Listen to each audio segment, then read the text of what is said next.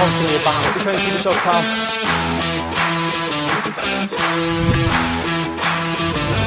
This right here forever. And there will be no surrender. Cause this is forever. And there will be no surrender. Yeah. Come on, here we go. You know that this right here forever. No surrender. It's forever. You know this right here forever.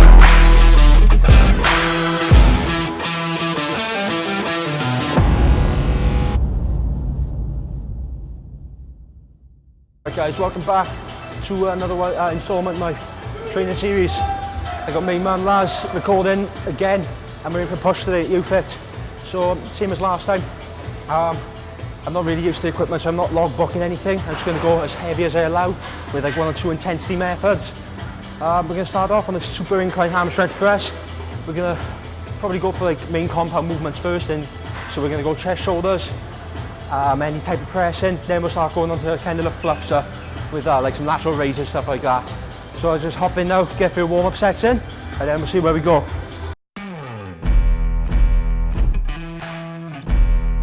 I've done about 2 or 3 warm-up sets now, only like 3 or 4 or 5 reps on each weight to see how it feels. And I'm going to my first loaded set now on 3 plates. Depending on how this goes, I may go back up again.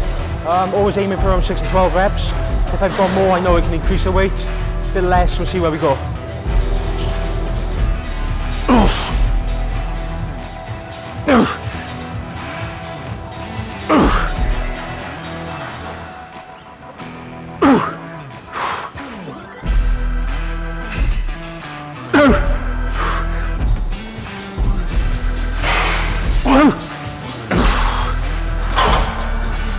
I'll stick with 3 again, and then I'll probably go and take a pivotal rep system.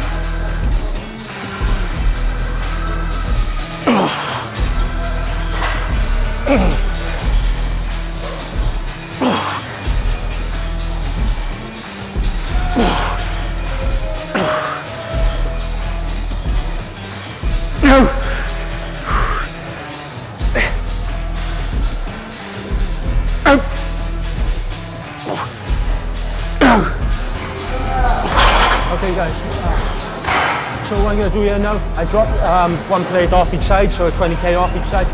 It's going to be the same exercise obviously, and it's kind of what Jordan Peters calls a pivotal rep system, but I know so many people have been using stuff like this for ages. I just can't put a name on it. So basically, I call it a back off set, but it's just training hypertrophy across a different rep range. So I'm going to go for a set of failure without compromising my form. Once I hit failure, I'll have like a 30-second rest, or if you don't have a timer on you, go like 15 deep breaths, diaphragmic breathing, and then we're going to go for failure again. But then you can have a stipulation for the last 3 reps. So in this case, I might go like an isometric hold in the full eccentric position. So once I get to the bottom and my chest is fully stretched, I'm going to really hold it and then see if I'm able to get it back up. Ideally, you do this with a partner because they can assist you on the concentric, but today I'm on my own, so we're going to see how we go.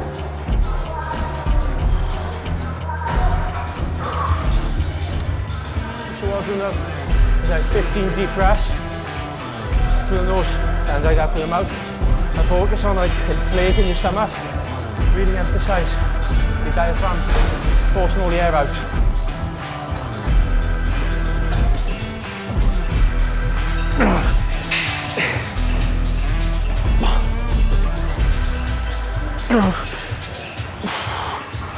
No.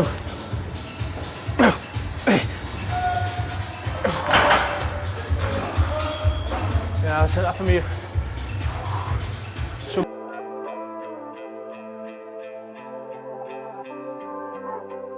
So guys, I'm going to move into my second compound movement now, so it's going to be shoulder dominant. No star track press or techno gym press I usually put on my Instagram. It's a different gym they don't have here. So it's going to be a behind the neck press on the hammer strength. I've had a few like shoulder niggles recently, so I'm going to see how this one plays out now. 1 plate seemed to move quite alright. I just got to get used to it, that's all. So it's going to be like a second warm-up set now on 2 plates. I just want to see how it goes. If I get plenty of load in the net, then it's going to be good. I'll drop it back down, maybe go do another pivotal on it.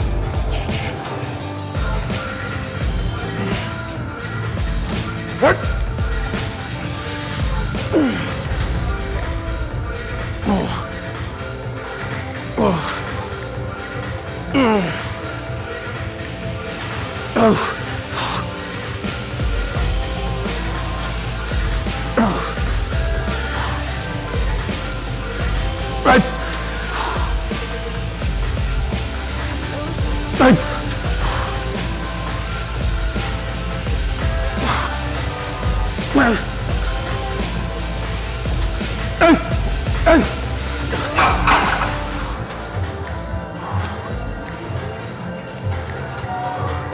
was a tough one. I think that's my cardio done, Laz. If I go back in 1.5, I'll go pivotal, and maybe I'll be wiped out on like front delts.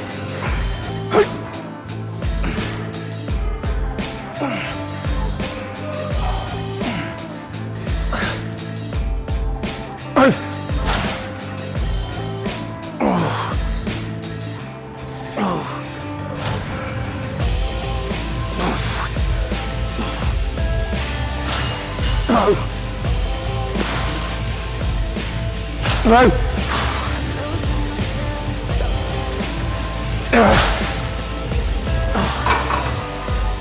You're trying to keep yourself calm. You're trying to keep yourself calm and composed, and you've got a nice bang, you know. Says.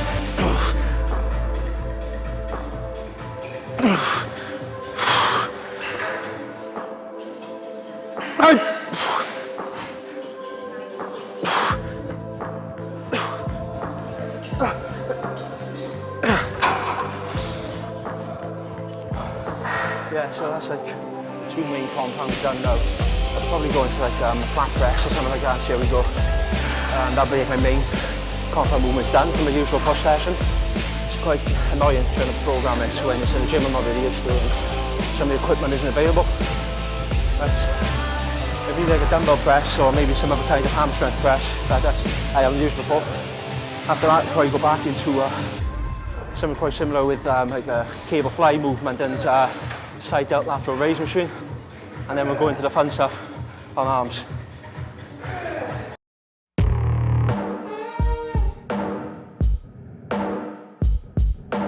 Restriction on equipment at the moment, so I'm going to go back in and just completely go high volume and ham out on the delts, which is going to be a lateral raise machine. I don't really tend to grab handles, I kind of emulate as if I was holding a dumbbell or a cable. So usually aim for like a higher rep range, I'll be in double figures, whatever feels good really. But I'll have to wait again, so you want to try and fail as early as possible on these sets. Provided the movement isn't compromised, I will just keep progressing the weight. The moment I'm starting to get sloppy and I feel my traps pull, I'll back off and I'll really focus on the kind of abduction of my shoulder.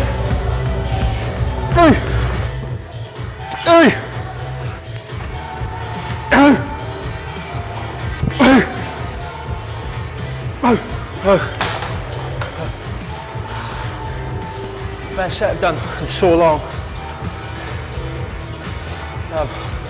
To keep the weight around there. Okay, so what I'm going to do now is I'm going to do like one more standard set on this, and then I'm going to have a breather, go back in for a 4th set, and I'm going to do like a drop set, so failure on each. All I can say is really see how it goes. I don't have a rep range, you just go for failure. And then once you hit failure, you progress.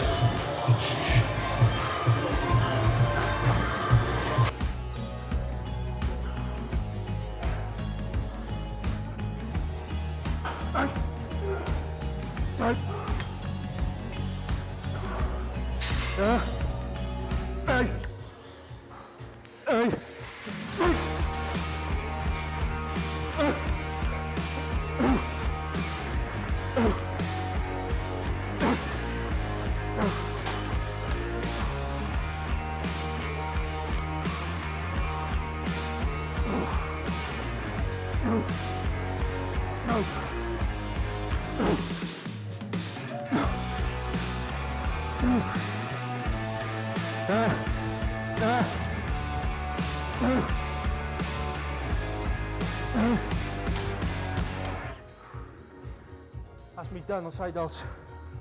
That's volume overload.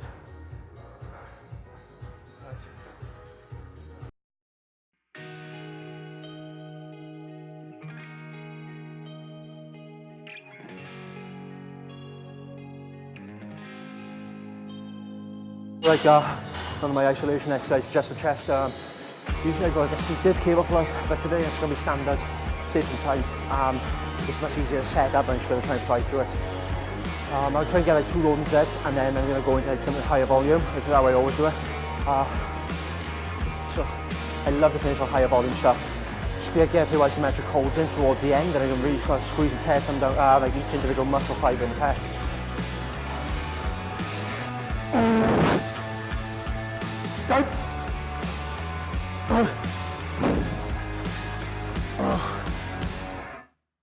Okay, so the last set on the cable flies now. Before I may go back into a press just because we didn't have the equipment available. Yes.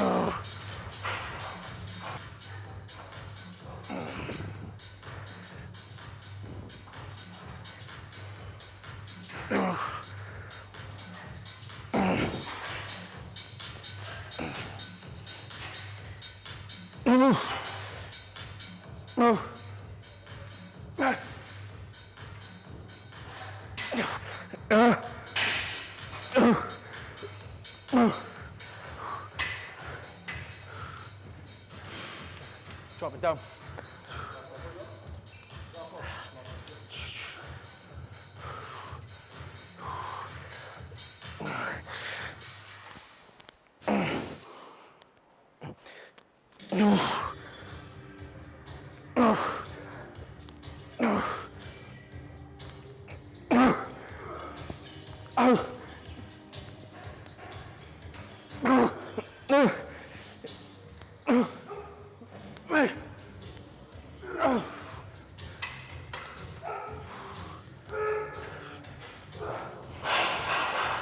See the flat press moves now.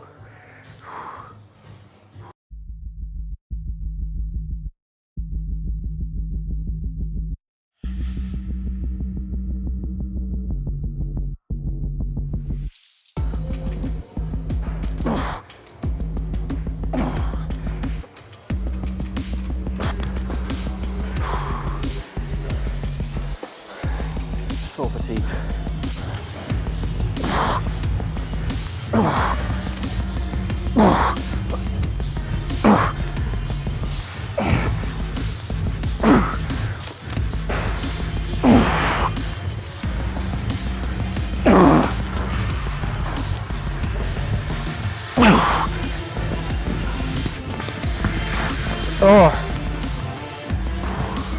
So the dumbbell press usually comes in like second or third exercise, but I'm just trying to get as much of the session as done as possible, and because it's quite busy and I don't want to be waiting around for equipment too long. Usually I move up to like 55s, but obviously like, I've got so high volume on the last 2 or 3 exercises, especially on the pressing and the flies. I just physically cannot push much more, and I'm going to compromise my form if I go any heavier. If the hammer strength press is available, we'll go have a look now. If that's available, I'll get 1 or 2 sets out to make up for it. It's not ideal, but at the end of the day, I just want to push for failure, and I know I can progress, provided I give 100%.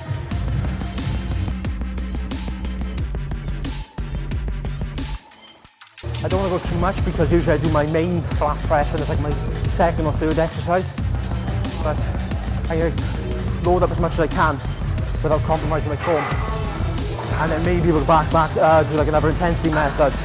But I just had 1 warm-up set now and it feels pretty good.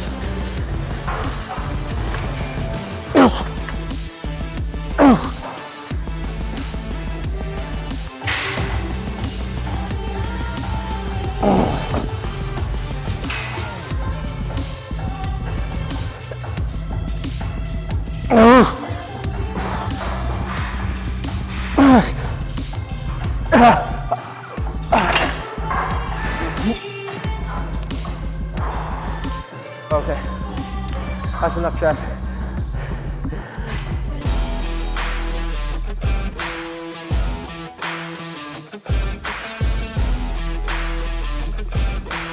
So I'm just going to go for like a normal push down your pronated grip.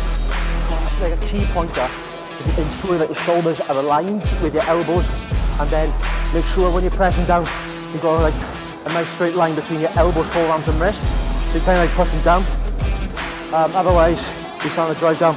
You put a normal tension on your forearms. What you usually see, guys, is that a lot of like accessory movements, you know, for example, like isolation movements on the limbs, such as, you know, like leg extensions or hamstring curls, tricep push downs, bicep curls, something like that. So people usually back off and treat it as if it is a small muscle. If you want to grow muscle, you've got to overload it and you've got to train it to the point of failure. So don't treat it as if it's a small body part. Treat it like if it was like a main exercise, and that's really starts to see results. But on that note, you don't want to compromise your form, especially on these kind of movements. Worry about your form first, and like consider what the muscle's action is. So the whole point of the tricep here is to extend the elbow. So focus on extending your elbow rather than just pushing the bar from A to B. Once you can do that and add load, you'll dramatically improve your results.